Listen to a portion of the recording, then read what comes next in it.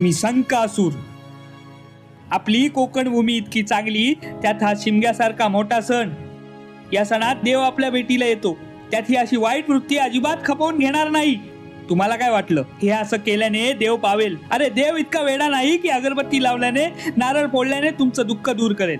आयुष्यातील दुःख दूर करण्यासाठी तुम्हाला दुसऱ्यांच्या आयुष्यात आनंद निर्माण करावा लागेल, सत्कर्म करावा लागेल. अरे देवाने दिलेल्या जीवनाचा वापर चुकीच्या गोष्टीसाठी करू नका. शून्यालाही किंमत येते, पण त्याच्या समोर एक होऊन उभे राहा. अन्यायाविरुद्ध लढा. स्वतःला कमजोर समजू नका. तुम्ही इथले राजे आहात, राजे म्हणूनच राहा. तुम्ही अशा बाहेरच्या लोकांना जागा देता म्हणून बाहेरचे लोक आपल्याकडे येतात. त्यांना तुम्ही आपल्या मुठीत ठेवायला शिका. अरे अर्जुनाने कर्णाचे काहीही वाईट केले नव्हते, तरी अर्जुन त्याचा शत्रू बनलाच ना. दोष आपला नाही, आपल्या साधेपणाचा आहे. आपल्या साध्या स्वभावामुळे आपण आपलेच शत्रू बनतो.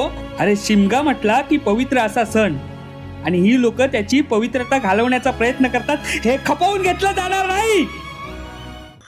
सत्याचा विजय नारायण, सत्याचा विजय नारायण. गावाला जाऊ शिमगा पाहू, खांद्यावर घेऊ आम्ही पालखीला.